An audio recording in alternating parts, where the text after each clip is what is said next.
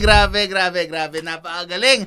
Napakahusay naman ni Carl. Grabe. Thank you so much, bro, no?